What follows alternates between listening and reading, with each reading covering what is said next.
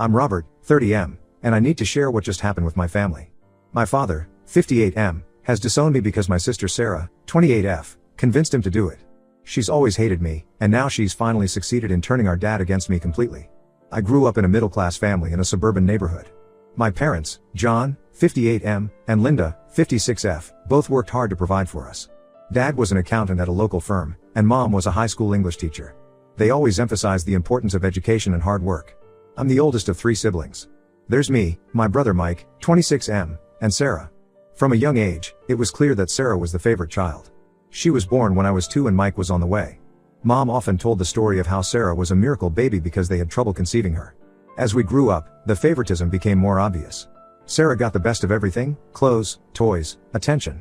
When I was 10, I desperately wanted a new bike for my birthday. My parents said it was too expensive. But just a few months later, they bought Sarah a brand new bike just because. This pattern continued throughout our childhood. In school, I was always a good student. I worked hard and got mostly A's and B's. Mike was similar, though he struggled a bit more with academics. Sarah, on the other hand, was average at best. But our parents, especially Dad, always made excuses for her. If she got a C, it was because the teacher didn't explain it well enough. If she got in trouble for talking in class, it was because she's just so social and friendly.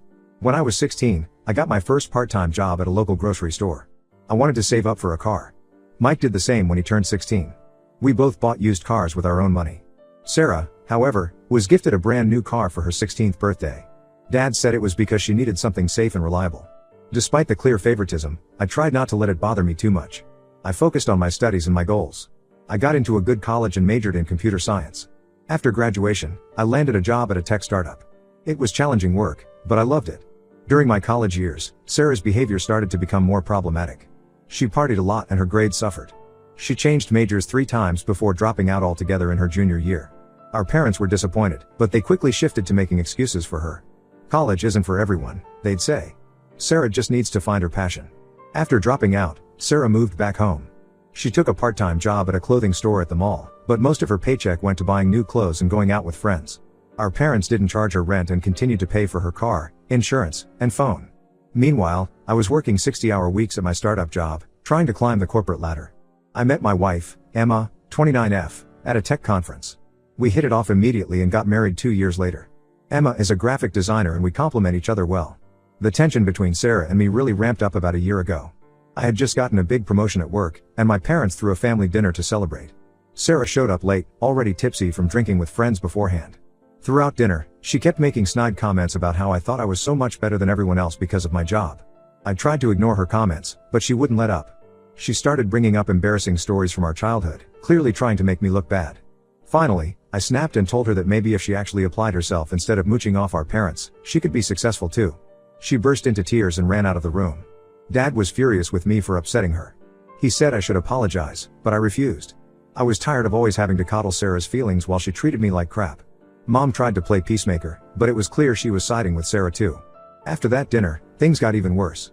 Sarah started telling our parents that I was bullying her whenever we were around each other. She'd twist my words and actions to make me look bad. If I didn't respond to her text messages right away, she'd tell our parents I was ignoring her. If I disagreed with her opinion on something, she'd say I was belittling her. I could tell my dad was starting to believe her lies. He'd call me up to lecture me about being nicer to my sister. When I tried to explain my side, he'd accuse me of making excuses. Mom would just sigh and say she wished we could all get along. The final straw came last week. Sarah told our dad that she'd overheard me telling Mike that I thought our parents were idiots for continuing to support Sarah financially. This was a complete lie. I never said anything like that. Mike and I had talked about our frustration with the situation, but we'd never insulted our parents. But Sarah must have been pretty convincing, because my dad called me up in a rage. He yelled at me for a good 20 minutes, saying he was sick of me looking down on the family and treating Sarah badly. He accused me of being jealous of Sarah and trying to turn everyone against her. He said I was ungrateful for everything they'd done for me. I tried to defend myself, but he wouldn't listen. He just kept yelling about how I betrayed the family. Finally, he said the words I never thought I'd hear: "You're no longer my son. Don't bother coming around anymore. You're dead to me." I was in shock. I couldn't believe my father would disown me over Sarah's lies. I tried calling my mom to talk some sense into him, but she just cried and said there was nothing she could do. She said Dad was set in his decision and that maybe if I apologized to Sarah, things would blow over. But I refused to apologize for something I didn't do. I called Mike to see if he would back me up, but he was hesitant. He said he believed me, but he was afraid to speak up against Sarah and risk getting disowned too. He has a wife and a baby on the way, so I understand his reluctance to rock the boat. It's been a few days now, and I'm still reeling. Emma is furious on my behalf and wants me to cut ties with the whole family. She says they've never appreciated me and that we're better off without their drama. Part of me agrees with her, but it's hard to think about never speaking to my parents again. I've tried reaching out to a few extended family members to explain the situation, but most of them seem to be taking Sarah's side. My Aunt Carol, Dad's sister, even called to tell me how disappointed she was in my behavior. It seems Sarah has been spreading her lies to the whole family. I don't know what to do. Part of me wants to fight back and prove Sarah is lying. I could show them my phone records to prove I never had the conversation she claims to have overheard. I could point out all the times in the past where she's manipulated situations to her advantage. But another part of me just wants to walk away from all the drama. I'm tired of feeling like I have to constantly prove my worth to my own family. Emma and I are trying to start our own family. She's actually 12 weeks pregnant, though we haven't told anyone yet because of all this drama. Maybe it would be better to focus on our future and let go of the past. I've thought about writing a letter to my parents explaining everything, but I'm not sure if they'd even read it. I've considered confronting Sarah directly, but I'm afraid she'd just twist my words and use them against me again. The whole situation is affecting my work and my relationship with Emma.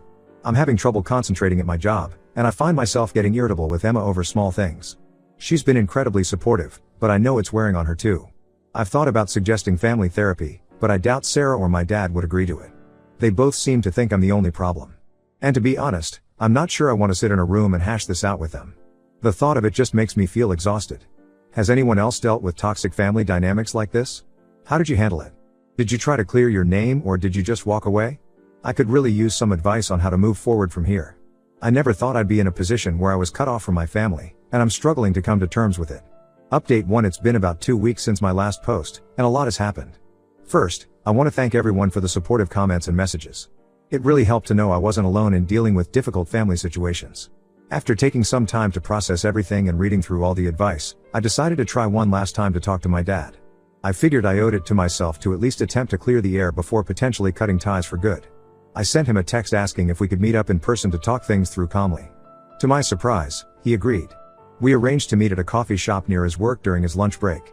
I was nervous all morning, trying to plan out what I would say. Emma gave me a pep talk before I left, reminding me to stay calm and stick to the facts.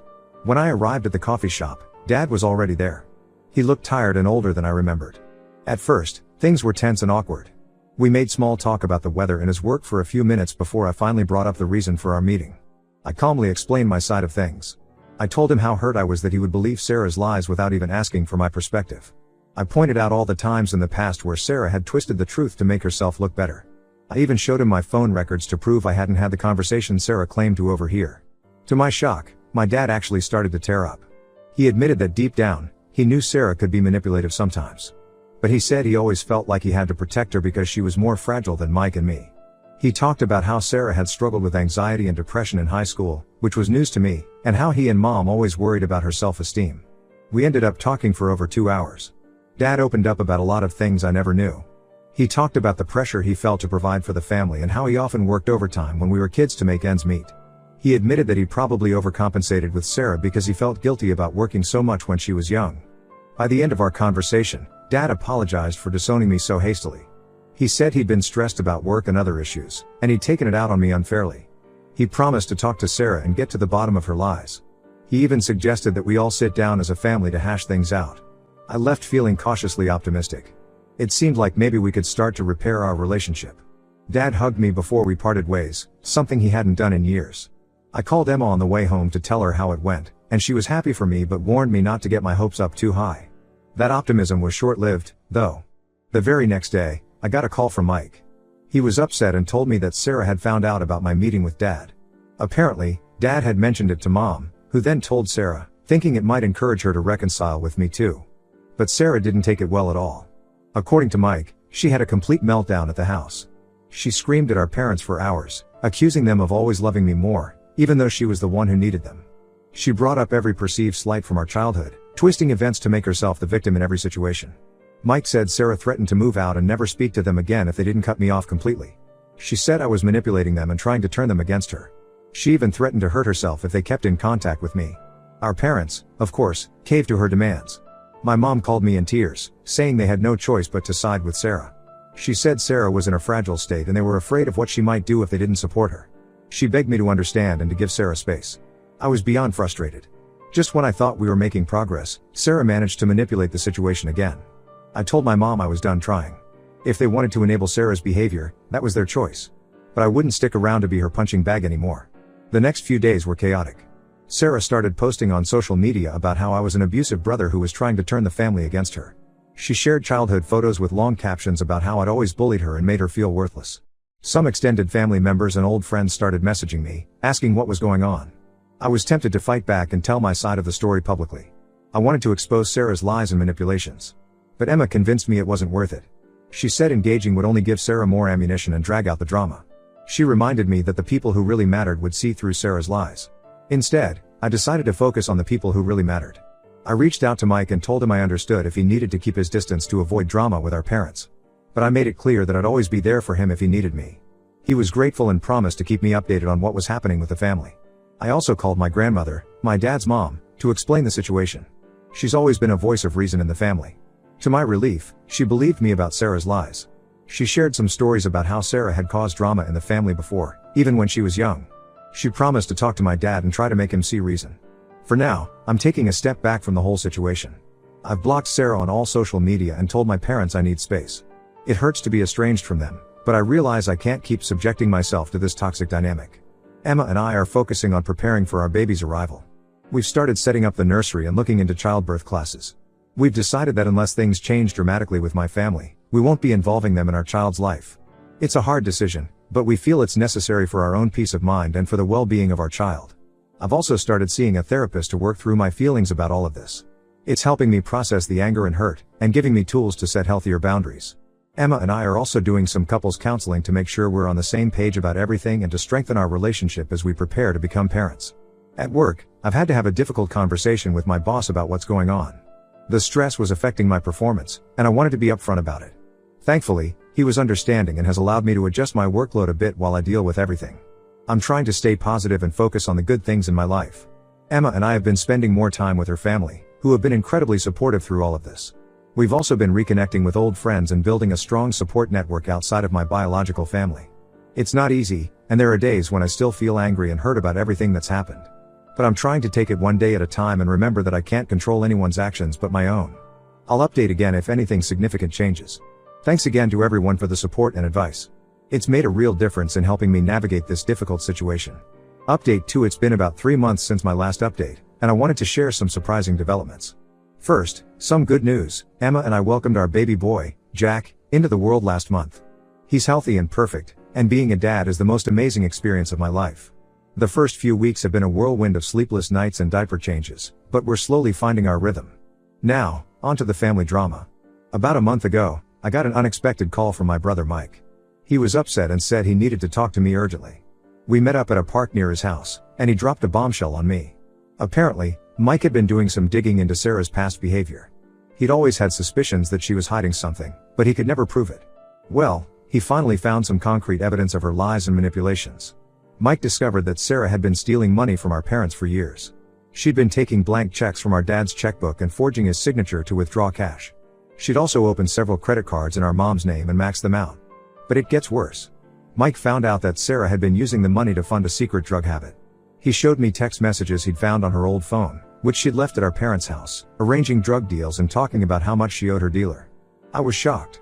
I knew Sarah was irresponsible with money, but I never thought she'd stoop to outright theft and drug use. Mike showed me copies of bank statements and credit card bills as proof. The amount she'd stolen over the years was staggering, easily over $100,000. Mike was torn about what to do with this information. On one hand, he wanted to expose Sarah's crimes and finally prove to our parents that she'd been lying and manipulating them. On the other hand, he was worried about how they would react and if it would tear the family apart even more. We spent hours discussing what to do. We both felt our parents deserved to know the truth, but we were concerned about how it would affect them emotionally and financially. We also worried about Sarah's reaction and if she might do something drastic if confronted. After a lot of back and forth, we decided that our parents needed to know. We agreed to confront Sarah together and give her a chance to come clean before we told our parents ourselves. We invited Sarah to meet us at a restaurant, saying we wanted to try to work things out as siblings. When she showed up, she seemed nervous but put on a fake smile. We sat down and ordered drinks, making small talk for a few minutes. Then, Mike pulled out the folder of evidence and laid it on the table. Sarah's face went pale. We calmly explained what we discovered and asked her to explain herself. To our surprise, Sarah broke down immediately. She admitted to everything, the stealing, the drug use, all of it. She said it had started small, just taking a little money here and there to buy weed. But it escalated quickly as she got into harder drugs. She swore she'd meant to pay it all back before anyone found out. She said she'd been trying to get clean but kept relapsing. She begged us not to tell our parents, saying it would destroy them. We told Sarah she had two choices: either she could tell our parents herself and agree to get help, or we would go to them with the evidence. She pleaded with us to give her more time, but we stood firm. In the end, Sarah agreed to come clean to our parents. Mike and I went with her for support and to make sure she told the whole truth. The conversation with our parents was one of the hardest things I've ever been through. Mom couldn't stop crying. Dad looked like he'd aged 10 years in an instant. They were hurt, angry, and completely blindsided. Sarah promised to get help for her addiction issues and to pay back every cent she stole. Our parents said they would support her getting treatment, but that she couldn't live at home anymore. They also decided to press charges for the identity theft and fraud, hoping it would force Sarah to take her recovery seriously. As for me, my dad pulled me aside after everything came out and apologized profusely for not believing me before. He admitted that he'd enabled Sarah's behavior for far too long and that he should have seen the signs. He asked if we could try to rebuild our relationship, and I agreed to give it a shot. It's been a difficult few weeks as everyone processes this revelation. Sarah is in a 90-day inpatient rehab program now. My parents are in therapy to deal with their emotions and learn how to set better boundaries. They're also working with a financial advisor to figure out how to recover from the financial damage Sarah caused. Mike and I are doing our best to support our parents while also maintaining some distance for our own mental health. It's a delicate balance, but we're managing. We've been taking turns checking in on them and helping with practical things like grocery shopping and yard work. I'm still processing my own feelings about everything. Part of me is relieved that the truth finally came out and that I've been vindicated. But another part is sad that it took something so extreme for my family to see Sarah's true colors. I'm angry about all the years of manipulation and the stress it caused me and Emma. Speaking of Emma, she's been incredibly supportive through all of this. She's encouraged me to take things slow with my family and not rush into forgiveness just because the truth came out. She's also been amazing with Jack, taking on extra baby duties when I've had to deal with family stuff. For now, I'm focusing on my wife and son. My parents have expressed interest in meeting their grandson, but I'm taking things slowly. We've agreed to a short visit next month, with clear boundaries in place. Trust takes time to rebuild, and my priority is protecting my own little family. I'll update again if there are any major developments. Thanks again to everyone who's followed along with this crazy situation. Update 3: It's been about 6 months since this whole saga began, and I wanted to give one final update on where things stand now. Sarah completed her 90-day rehab program and is now living in a halfway house. She's attending regular therapy and Narcotics Anonymous meetings. From what Mike tells me, she seems to be taking her recovery seriously. She's got a part-time job at a local diner and is slowly starting to pay back some of the money she stole. I haven't had any direct contact with Sarah yet. She sent a few messages through Mike apologizing and asking to meet, but I'm not ready for that. Maybe someday, but for now, I need to focus on my own healing and my family. My parents are still dealing with the financial fallout of Sarah's actions. They've had to refinance their house and dip into their retirement savings to cover the debts. It's been hard on them, but they're working through it. They've also had to explain the situation to some extended family members, which has been humiliating for them. As for my relationship with them, things are slowly improving. We've had several long, honest conversations about the past and how we can build a healthier family dynamic going forward. They've apologized multiple times for how they treated me and for enabling Sarah's behavior for so long. They've met Jack a few times now. The first visit was awkward, but seeing them with him has helped ease some of the tension between us. They're trying hard to be better grandparents than they were parents. Mom has been knitting baby clothes and Dad even built a rocking chair for the nursery. Mike and I have grown closer through all of this. We talk almost daily now and have become each other's main support system within the family. It's nice to finally have the kind of brotherly relationship I always wanted. He and his wife are expecting their second child now, and we're looking forward to our kids growing up together. Emma has been my rock through all of this. She's encouraged me to set boundaries with my family while also giving them a chance to make amends. I don't know how I would have gotten through this without her. We're settling into parenthood and despite the lack of sleep, we're happier than ever. Work has been going well. I got another promotion last month, partly because of how I handled myself professionally during all the personal stress. We're looking at buying a house now, something that seemed impossible when all this started. Looking back, I never could have predicted how things would unfold when I made that first post 6 months ago. It's been a roller coaster of emotions, but I feel like I've come out stronger on the other side. I've learned a lot about standing up for myself, the importance of honesty, and how to break toxic family patterns. While I wish things hadn't gotten so extreme, I'm grateful for the growth and clarity this experience has brought me. To anyone else dealing with difficult family dynamics, my advice would be to trust your gut, set firm boundaries, and surround yourself with people who truly support you. It's not easy, but it's worth it for your own peace of mind. Thank you all again for the support and advice throughout this journey. I won't be updating again unless something major changes, but know that your kind words and insights have made a real difference in my life.